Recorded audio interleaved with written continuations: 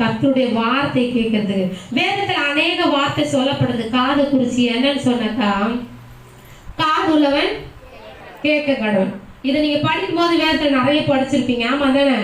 அப்ப காதை இல்லாத ஆண்டவர் நம்மளை உருவாக்கி இருக்கிறாரு. எல்லாருக்கும் நம்மளுக்கு காது அழகா வச்சிருக்கிறாரு. அதை என்ன பண்றாங்க, இப்படி தொங்க போட்டுக்கிறோம், அப்படி தொங்க போட்டுக்கிறோம், எப்படியோ போட்டுக்கிறோம். அது அவங்களோட விருப்பம். அல்லேலூயா. அப்ப நம்முடைய காது எப்படி இருக்கணும்னா, காது இருக்கு ஆனா கேட்கல. இந்த காது ரொம்ப முக்கியம். இப்ப நம்ம இப்ப சொன்ன இது மாதிரி சைலண்டா இருங்க அப்படின்னு சொல்லிட்டு அவங்க சரியா கவனிச்சாங்க எப்படி இருப்பாங்க? சைலண்டா இருப்பாங்க. கவனிக்கலன்னா, ஆண்டோட வார்த்தைக்கு உன்னை கீழ்ப்படிய வைக்கிறது எதுன்னா உன்னுடைய காது தான். அல்லேலூயா. எது கீழ்ப்படிய வைக்குது? காது. அப்ப ஆண்டோட வார்த்தையை நம்ம அதிகமா எதுல கேட்கிறோம்? காதுல. இதை லிசன் பண்ணணும். இதை சரியா கேட்டு நம்ம சரியா நடக்கலன்னா நம்மளோட வாழ்க்கை வேற மாதிரி போயிடும். அல்லேலூயா. அதை கர்த்தர் எதிர்பார்க்கிறாரு. ஏன்னா இப்ப நான் ஒரு வார்த்தை சொல்லிட்டு அவங்க தப்பா செஞ்சான்னு வச்சுங்களேன், என்ன சொல்லுவாங்க உடனே? அவங்கள செவிடு.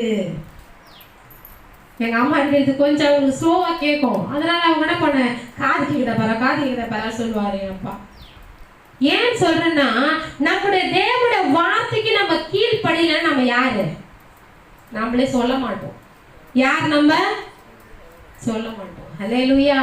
அப்ப தேவனுடைய சத்தத்துக்கு ஐயா இவ்வளோ நேரம் கத்துறாரு, சொல்றாரு, பேசுறாரு, இப்படி இருங்க அப்படி இருங்கன்னு சொல்றாரு. ஆனா ஜனங்க என்ன பண்ணல? கீழ்ப்படியில.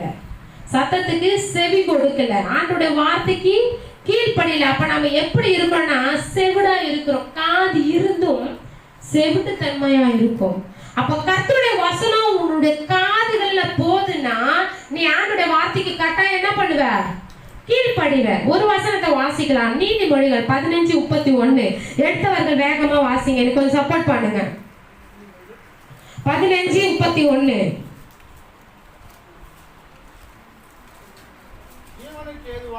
ஜீவனுக்கு ஏதுவான